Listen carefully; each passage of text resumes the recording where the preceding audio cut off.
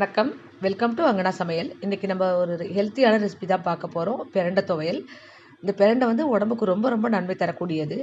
எலும்புகளுக்கு ரொம்ப வளர்ச்சி கொடுக்கக்கூடியது. எலும்பு பலத்துக்கு, எலும்பு தேய்மானத்துக்கு, மூட்டு தேய்மானம், மூட்டு வலி, வயிற்று கோளாறு, பெண்கள் மாதவிடாய் காலத்தில் இதை எடுத்துக்கிட்டாங்கன்னா ரத்தப்போக்கு கூட கட்டுப்படும். ரொம்ப ரொம்ப உடம்புக்கு ரொம்ப நன்மை தரக்கூடிய இந்த பிரண்டை வச்சு நம்ம துவையல் எப்படி செய்யுதுன்னு பார்க்கலாம்.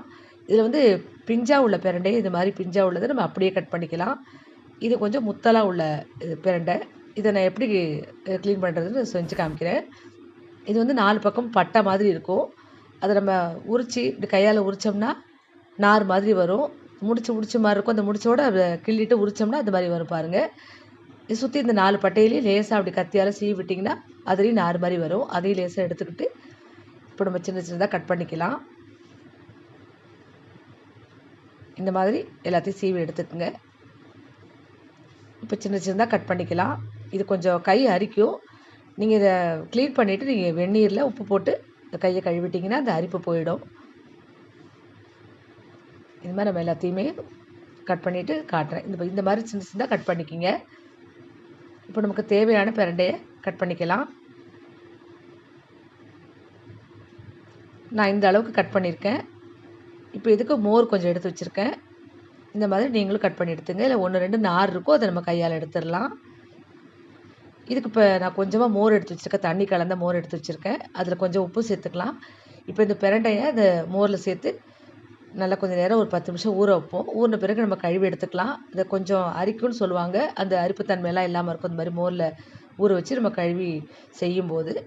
அதனால் இப்படியே இது ஊற வச்சு ஒரு 10 நிமிஷம் ஊறின பிறகு நம்ம கழுவி எடுத்துகிட்டு வந்து அப்புறம் பார்க்கலாம். இப்போ துவையலுக்கு தேவையான பொருளை பார்த்துக்கலாம். ஒரு 7 காஞ்ச மிளகாய், கொஞ்சமாக ஒரு நெல்லிக்காய் அளவு புளி, கொஞ்சம் இஞ்சி, கொஞ்சம் பெருங்காயம், 2 டேபிள் ஸ்பூன் அளவுக்கு தேங்காய் துருவல், கொஞ்சம் கருவேப்பிலை, 3 டேபிள் ஸ்பூன் அளவுக்கு உளுந்து எடுத்துக்கங்க. இது கருப்பு உளுந்து, வெள்ளை உளுந்து எது வேணால் எடுத்துக்கலாம். இப்போ நான் பிரண்டையை கழுவி சுத்தம் பண்ணி எடுத்துருக்கேன். இது மாதிரி நீங்களும் மோரில் ஊற வச்சு கழுவி எடுத்துக்கோங்க. இப்போ நம்ம எல்லா பொருளையும் எண்ணெயில் வறுத்துக்கலாம். வாணலில் ஒரு 2 ஸ்பூன் எண்ணெய் விட்டுக்கலாம். இதில் மிளகாயை முதல்ல போட்டு வறுத்துக்கலாம். இப்போ இந்த துவையலுக்கு நீங்கள் மிளகாயும் புளியும் கொஞ்சம் அதிகமாக சேர்த்துக்கிட்டிங்கன்னா நல்லாயிருக்கும். உங்கள் இந்த புளிப்பும் காரமும் இருந்ததுன்னா அந்த துவையலோட அந்த லேசான ஒரு இது கூட தெரியாது. ரொம்பவே டேஸ்ட்டாக இருக்கும். இப்போ இந்த மிளகாயை வறுத்தாச்சு எடுத்துக்கலாம். அடுத்தது புளியையும் நம்ம வறுத்துக்கலாம். இது கூடவே பெருங்காயம், இஞ்சி போட்டு வறுத்துக்கலாம்.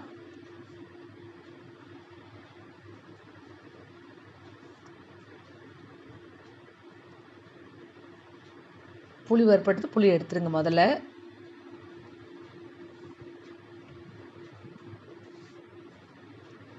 பெருங்காயம் பொரிஞ்சதும் இஞ்சி பெருங்காயத்தையுமே எடுத்துக்கலாம். இப்போ இது உளுந்து நல்லா வறுத்துக்கலாம்.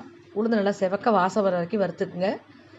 இப்போ எல்லா பொருளையும் நம்ம நல்லா வறுத்து சேர்த்து துவையல் அரைக்கும் போது இது நல்லா ஸ்டோர் பண்ணி வச்சுக்கிட்டிங்கன்னா கெட்டு போகாமல் இருக்கும். அதனால் எல்லா பொருளையும் நல்லா வறுத்துக்கலாம். இப்போ உளுந்து நல்லா செவந்துருச்சு. இப்போ இதில் தேங்காய் போட்டு தேங்காயும் நல்லா வறுத்துக்கலாம்.